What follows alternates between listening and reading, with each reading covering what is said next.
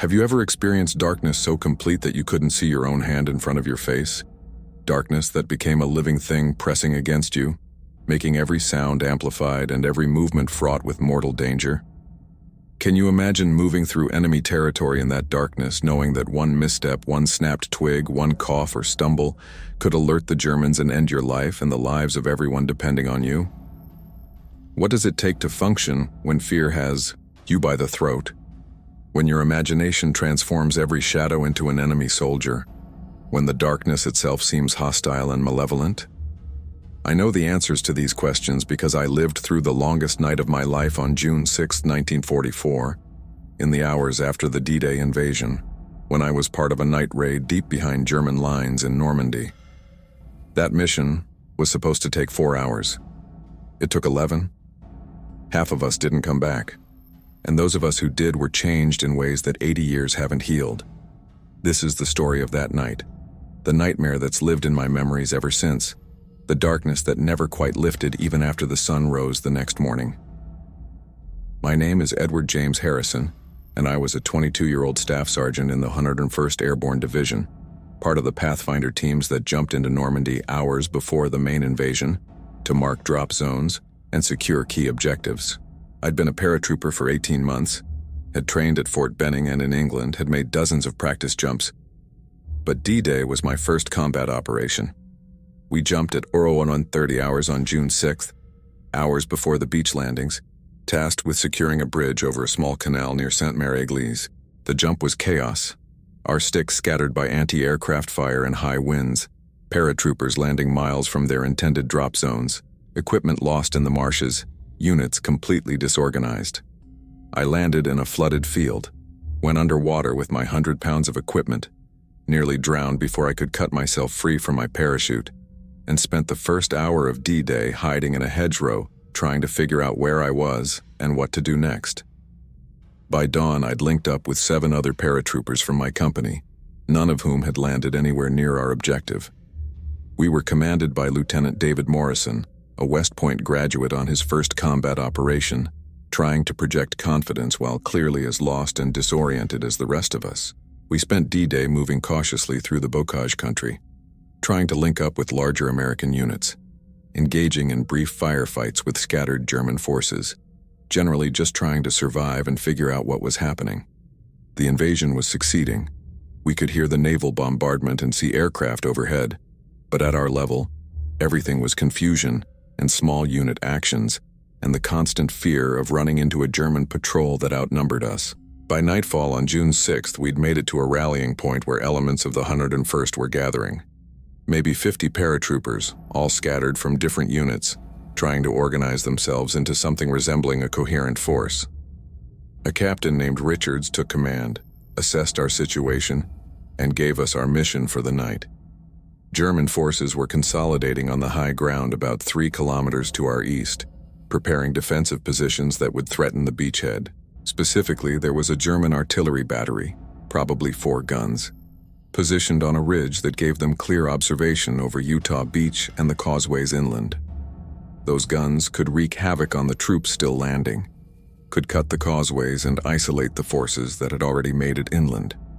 The artillery battery needed to be destroyed, and we were the closest American unit that could do it. We'd conduct a night raid, infiltrate to the German position, destroy the guns, and withdraw before dawn. Simple plan, terrifying execution. Captain Richards selected 20 men for the raid, including my group with Lieutenant Morrison. We'd move in 2 squads of 10, approach the ridge from different directions, assault simultaneously at 0200 hours, destroy the guns with thermite grenades and explosives, and withdraw by separate routes. We had maybe 2 hours to prepare, to check weapons and equipment, to study the crude maps we'd assembled from aerial photographs and French resistance reports. None of us had much experience with night operations, certainly not behind enemy lines in unfamiliar territory against an alerted enemy. But the mission was necessary. Lives depended on it, so we'd do it regardless of our inexperience or fear. Lieutenant Morrison gathered our squad at 2300 hours. Besides me, there was Corporal Jimmy Kowalski from Chicago, a tough Polish kid who'd been a Golden Gloves boxer before the war. Private First Class Robert Chen, a Chinese-American from San Francisco who spoke some German and French. Private Danny Martinez from El Paso, our best marksman. Private First Class William Henderson from Georgia, quiet and religious. Private Eugene Schmidt from Wisconsin, built like a bull and twice as stubborn. Private Jack Thompson from Seattle, only 19, on his first combat operation. Private Anthony Delgado from Philadelphia, whose sardonic humor kept morale up even in the worst situations. And Private David Goldstein from New York, a Jewish soldier who carried extra motivation to fight Nazis. 9 men plus Morrison, 10 in total, tasked with infiltrating several kilometers through enemy territory in darkness and destroying a fortified artillery position. Morrison went over the plan one more time. We'd move in single file, 5-meter intervals between men, absolute noise discipline, no talking, hand signals only. I'd be on point, navigating by compass and dead reckoning, leading us to the assembly area 200 meters from the German position. Morrison would be right behind me, then the rest of the squad strung out behind. We'd move slowly, carefully, stopping frequently to listen, avoiding roads and open areas, using the hedgerows and tree lines for concealment. When we reached the assembly area, we'd wait for the other squad to get in position, then assault on Morrison's signal. The assault would be quick and violent, overwhelm the German guards, place thermite grenades on the artillery pieces to destroy them, set demolition charges if we had time, then withdraw before the Germans could organize a response.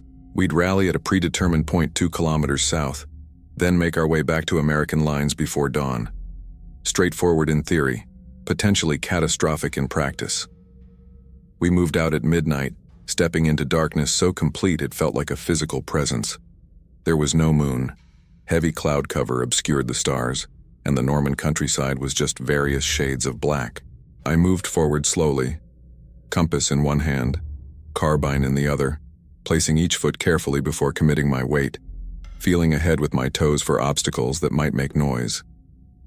Behind me, I could hear the squad moving, trying to be quiet but making small sounds regardless. Equipment rattling despite our efforts to secure everything, boots scuffing on dirt, breathing that seemed loud in the silence.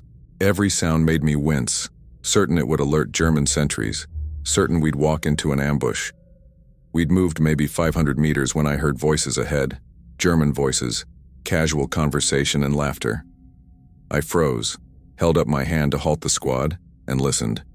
At least 4 men, maybe more, right in our path. Probably a German patrol or an outpost.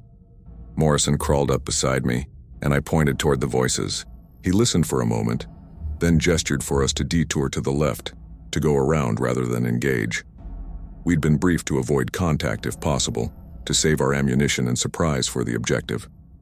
So we moved left, slowly, parallel to the voices, trying to skirt the German position. We'd gone maybe 50 meters when Thompson, about 6th in line, stumbled over something in the darkness, probably a root or a rock, and fell with a clatter of equipment. The German voices stopped immediately. Someone called out a challenge in German. We all froze, not breathing, hoping the darkness would conceal us. Chen whispered a translation. They were asking who was there, saying to identify yourself or they'd shoot. For what felt like an eternity but was probably only seconds, nothing happened. Then a flare went up, fired from the German position, arcing into the sky and bursting with harsh white light that turned night into day. We were caught in the open, exposed maybe 40 meters from a German position that we could now see was a machine gun nest with at least 6 soldiers. For a frozen moment, everyone just stared at each other, Germans and Americans equally surprised. Then the moment broke and the shooting started. The German machine gun opened up, tracers arcing toward us, rounds snapping past and hitting the ground. We scattered, diving for whatever cover we could find, returning fire. I shot at the muzzle flash of the machine gun, emptying my carbine's 15-round magazine, then rolled behind a hedgerow and reloaded. Morrison was yelling orders, trying to organize us, trying to flank the position. Henderson was hit. I could hear him screaming. Delgado was throwing grenades, the explosions adding to the chaos. The firefight lasted maybe 2 minutes, though it felt like hours. We managed to suppress the machine gun long enough for Kowalski and Martinez to flank the position and kill the crew with rifle fire and grenades. Then silence. broken only by Henderson's moans and the sound of our heavy breathing. Morrison did a quick head count. Henderson was badly wounded, shot through the leg, bleeding heavily. Thompson was dead, killed by the machine gun fire, shot through the chest and head. We'd been in the field for less than 30 minutes and we'd already lost 2 men and alerted every German in the area to our presence. Morrison made a decision that I still think about, still wonder if it was right. We'd leave Henderson hidden in the hedgerow with his morphine and bandages, and we'd retrieve him on the way back. We couldn't carry a wounded man on the raid, couldn't complete the mission with him slowing us down, and we couldn't abort the mission just because we'd had contact because those artillery pieces were still threatening the beachhead. So we'd hide Henderson, complete the mission, and come back for him. He understood, told us to go, told us to finish the job. We made him as comfortable as we could, gave him extra ammunition in case Germans came looking, and moved out, leaving him alone in the darkness. 8 of us now, moving more carefully than before, hyper alert to every sound and shadow. The German position we'd hit would be discovered eventually, reinforcements would come, the entire area would be on alert. We had maybe an hour before the area was swarming with Germans looking for us. We had to reach the objective, complete the mission, and get out before that happened. I navigated by compass, trying to maintain our heading despite detours around obstacles and suspected German positions. The darkness remained absolute, making navigation brutally difficult. I was dead reckoning counting paces, trying to account for turns and detours, knowing that I could easily be off by hundreds of meters and not know it until we walked into something unexpected. After what I estimated was another kilometer, we came to the edge of a wooded area overlooking a ridge. I could see lights in the distance, probably the German artillery position. Morrison called a halt, and we observed for several minutes. The lights resolved into lanterns and the occasional flashlight, Germans moving around what looked like 4 artillery pieces positioned in revetments dug into the ridge. We could see guards, at least a dozen men visible, probably more we couldn't see. The position was more heavily defended than intelligence had suggested, and we were down to 8 men from the original 10. Morrison looked at me and I could see the doubt in his eyes, the calculation about whether we could actually pull this off. But he'd been given an order, and we'd come this far, so we'd at least try. We moved into position, creeping closer to the ridge, using the darkness and the terrain for concealment. The other squad was supposed to assault from the north while we came in from the west, but we had no way to coordinate with them. No radio contact, just faith that they were in position and would attack when scheduled. At Ora 155, we were as close as we could get without being spotted, maybe 75 meters from the nearest gun. Morrison passed the word. When he fired the first shot at exactly 0200, we'd all charge, overwhelm the guards with speed and surprise, place the thermite grenades on the guns, and get out. It was a desperate plan, but desperation was all we had. At exactly 0200, Morrison fired his carbine at a German guard near the closest gun. The guard went down, and we were up and running, charging across the open ground toward the artillery position. The Germans were caught completely by surprise, scrambled for their weapons, started shooting but without organization or aim. We fired as we ran, shooting at anything that moved, at shadows that might be enemies. I reached the first gun, pulled a thermite grenade from my harness, activated it, and shoved it into the breach. White-hot flame erupted, the thermite burning through steel, destroying the gun's mechanism. Kowalski got the second gun, Schmidt got the third, but the fourth gun was on the far side of the position, and Martinez, who'd been tasked with it, was down, hit by German fire. The German response was getting organized now. Machine gun fire from positions we hadn't seen, rifle fire from guards who'd recovered from their initial shock. Morrison was yelling to withdraw. The mission was accomplished. 3 guns destroyed was enough. But I saw the fourth gun, saw that it was untouched, saw that if we left it operational, it could still threaten the beach. I made a decision that was either brave or stupid, probably both. I ran toward the fourth gun, across 30 meters of open ground, while Germans shot at me from multiple directions. I felt bullets pass so close I could feel the air move, felt impacts hit the ground at my feet, but I reached the gun, activated my last thermite grenade, shoved it into the breach and turned to run back. That's when something hit me. Felt like I'd been punched in the left shoulder, spun me around and dropped me to the ground. I'd been shot, the impact knocking me down, pain flooding through my arm and chest. I tried to get up, couldn't. My left arm wasn't working. Germans were running toward me, maybe 20 meters away. I was going to be captured or killed, and there was nothing I could do about it. Then Kowalski was there, appeared out of the darkness, grabbed me with one massive hand and started dragging me back toward our lines. He was shooting his carbine one-handed while pulling me with the other, screaming at me to help, to use my legs. I got my feet under me and we stumbled together back toward the wood line, bullets chasing us the whole way. We made it to the trees, collapsed behind cover, and Morrison did another head count. Martinez was dead, killed during the assault. Chen was wounded, shot through the side, but he could walk. I was wounded but functional. 5 of us left out of the original 10. Thompson and Henderson left behind, Martinez dead on the objective. But the mission was accomplished. All 4 guns destroyed, burning behind us as the thermite did its work. Morrison made the call to withdraw immediately before the Germans could organize a pursuit. We'd have to come back for Henderson if he was still alive. Couldn't retrieve him now with Germans swarming the area. The withdrawal was a nightmare that made the infiltration seem easy by comparison. We were moving faster now, less concerned with stealth, just trying to put distance between us and the alerted Germans. But I was wounded, losing blood, my left arm useless, and Chen was wounded worse than he'd admitted, could barely walk. Kowalski and Schmidt ended up supporting both of us, half carrying us through the darkness while Morrison, Delgado, and Goldstein provided security. We could hear Germans behind us, voices calling in the darkness, lights sweeping the area. They were organizing a search, and we were leaving a blood trail that would be easy to follow once the sun came up. We'd moved maybe a kilometer when we heard the distinctive sound of dogs barking. The Germans had brought in dogs to track us, and in the darkness with wounded men leaving blood trails, we had no chance of evading them. Morrison called a halt, found a defendable position in a small ravine, and we prepared to make a stand. We had maybe 50 rounds of ammunition each, a couple of grenades, and no illusions about what would happen if a full German unit caught us.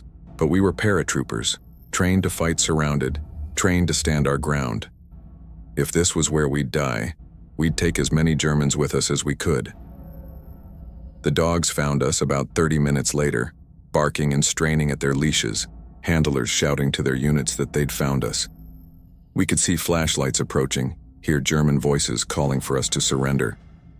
Morrison shouted back in English that we'd never surrender, that they'd have to come get us. Then everything went quiet. The Germans probably organizing their assault, figuring out how many of us there were and how to take us with minimum casualties to themselves. What happened next probably saved our lives. Allied aircraft, probably Navy fighters from the carriers offshore, started strafing German positions in the area, part of the pre-dawn preparation for the next phase of the invasion. The Germans around us scattered, took cover, forgot about us while trying to avoid being strafed. Morrison saw the opportunity and ordered us to move, to use the chaos to escape. We stumbled out of the ravine, moved as fast as our wounded could manage, put distance between us and the Germans while they were distracted. We moved for another hour, me fading in and out of consciousness from blood loss, Chen barely able to walk, the rest of the squad exhausted beyond measure. As dawn began to lighten the eastern sky, we stumbled into an American position, paratroopers from the 82nd Airborne who'd established a defensive line. They got us to a medic, got Chen and me treated, gave us water and rations, told us we'd made it, we were safe. The mission was accomplished and we'd survived 5 out of 10, a 50% casualty rate that was better than many units but worse than I'd hoped. Later that day, after the medics had patched me up and given me morphine for the pain, Morrison and Kowalski went back with a patrol to retrieve Henderson and Thompson's bodies. They found Thompson where we'd left him, recovered his body for burial. But Henderson was gone. The position where we'd hidden him was disturbed, blood trails led away, and there was evidence of Germans having been there. We never found out what happened to him. Maybe he was captured, maybe he died of his wounds, maybe he's buried in some unmarked grave in Normandy. He's still listed as MIA, missing in action, one of thousands whose fate was never determined. The night raid nightmare haunted me for the rest of the war and for decades after. I see it when I close my eyes, the absolute darkness, the muzzle flashes and explosions. Thompson falling. Henderson's face when we left him. The run across open ground toward the fourth gun. The impact of the bullet that wounded me. I hear the sounds. The German voices, the machine gun fire, the screaming, the dogs barking. I feel the fear, paralyzing fear that I pushed through only because there was no alternative. Because stopping meant dying. Because my brothers needed me to keep functioning. The wound in my shoulder healed. The bullet had gone straight through without hitting bone or major blood vessels, and I was back with my unit within 2 weeks. I fought through the rest of the Normandy campaign, jumped into Holland for Market Garden, fought in the Battle of the Bulge at Bastogne. I saw more combat, experienced more fear, lost more friends. But nothing matched the intensity of that night raid, the hours of darkness and terror and impossible choices. It distilled everything about combat into one condensed nightmare, showed me what I was capable of and what I'd have to live with. I came home in 1945, married my high school sweetheart, worked as an electrician for 40 years, raised 3 kids, lived a normal life. But the night raid nightmare never left me, visited me in dreams, surfaced during quiet moments, reminded me that I'd been someone else once, had done things I still can't quite believe I was capable of.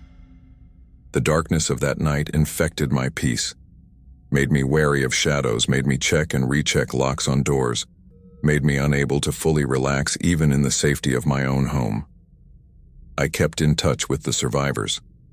Morrison became a career officer, retired as a colonel, died in 1998. Kowalski went back to Chicago, worked in construction, died in 2005. Schmidt married and moved to California, died in 2012. Delgado became a teacher in Philadelphia, died in 2015. Goldstein became a lawyer in New York, died last year.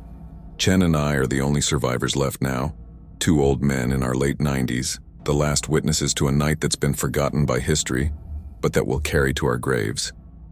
The night raid accomplished its mission. The German artillery battery was destroyed, couldn't threaten Utah Beach or the causeways, couldn't kill the soldiers still landing and moving inland. How many lives did we save by destroying those guns? Hundreds? Thousands? I'll never know. But I know what it cost.